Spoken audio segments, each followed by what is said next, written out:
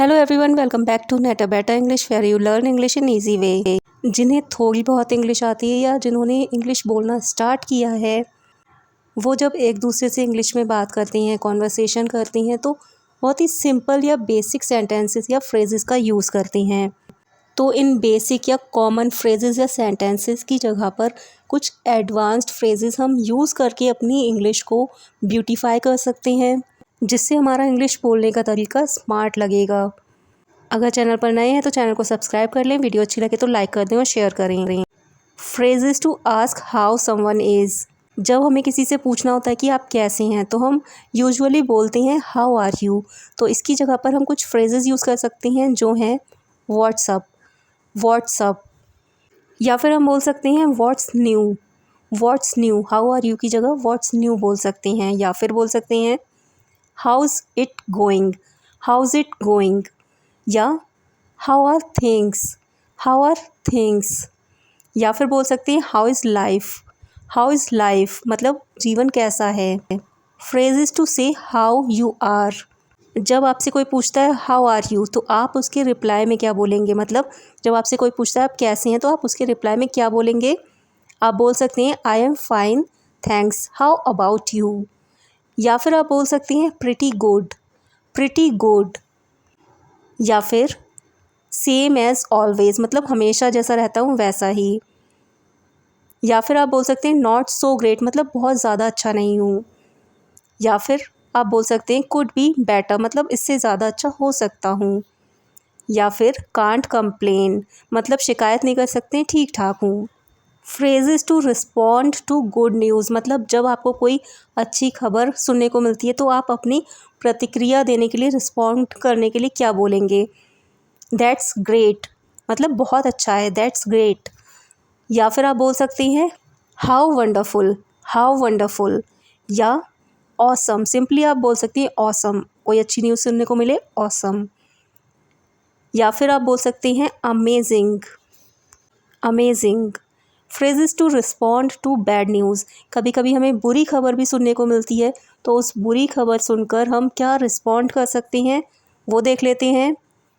आप बोल सकते हैं ओह नो, ओह नो, या फिर आप बोल सकते हैं दैट्स टेरिबल मतलब बहुत बुरा हुआ, दैट्स टेरिबल, या फिर आप बोल सकते हैं पुअर यू। इसका यूज़ हम तब करेंगे जब कोई बुरी सिचुएशन में, लेकिन सिचुएशन बहुत ज़्यादा सीरियस नहीं है, या फिर आप बोल सकते हैं I am so sorry to hear that मतलब मुझे यह सुनकर बहुत दुख हुआ, I am so sorry to hear that. Phrases to say thank you. आपको जब किसी को थैंक यू बोलना हो तो आप थैंक यू की जगह पर क्या बोल सकते हैं और किन फ्रेजेस का यूज़ कर सकते हैं।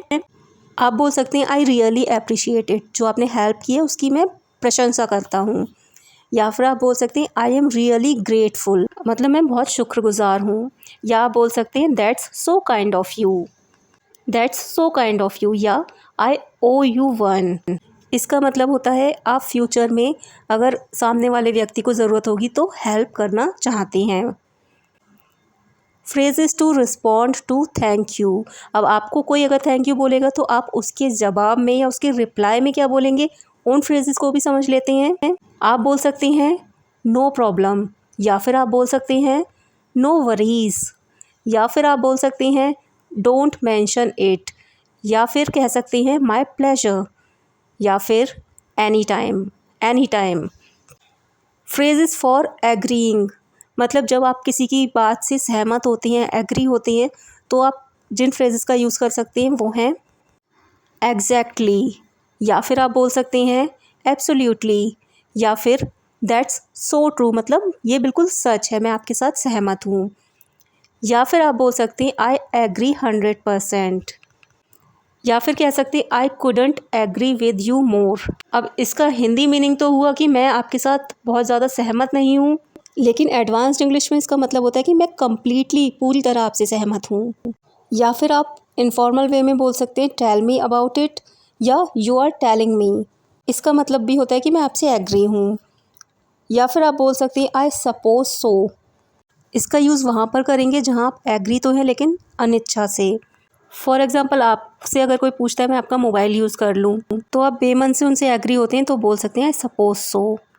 फ्रेजेस फॉर डिसएग्रीइंग, मतलब आप किसी की बात से असहमत हैं या डिसएग्री करते हैं तो वहाँ पर आप जिन फ्रेजेस का यूज़ कर सकते हैं वो फ्रेजेस हैं I am not so sure about that, मतलब मैं श्योर नहीं हूँ इसके बारे में। या फिर आप कह सकते हैं that's not how I see it, मतलब जैसा मुझे लगता है वैसा ये नहीं है। या फिर आप कह सकते हैं not necessarily, not necessarily. Phrases to say I don't know, जब आपको किसी को बोलना होता है आई डोंट नो मतलब मुझे नहीं पता, तो आप कुछ फ्रेजेस यूज़ कर सकते हैं आई डोंट नो बोलने की जगह। आप कह सकते हैं आई हैव नो आइडिया या आई हैव नो क्लू। या फिर आप कह सकते हैं I can't help you there, मतलब मैं आपकी मदद नहीं कर सकता यहाँ क्योंकि मुझे नहीं पता। या फिर आप कह सकते हैं बीट्स मी, ये इनफॉर्मल वे है आई डोंट नो बोलने का। या फिर आप कह सकते हैं I am not really sure, मतलब मैं सच में श्योर नहीं हूँ या मुझे नहीं पता है। या फिर आप कह सकते हैं I have been wondering that too, मतलब मैं भी इसके बारे में जानने के लिए उत्सुक हूँ, मतलब मुझे नहीं पता है मैं भी इसके बारे में जानने के लिए उत्सुक हूँ।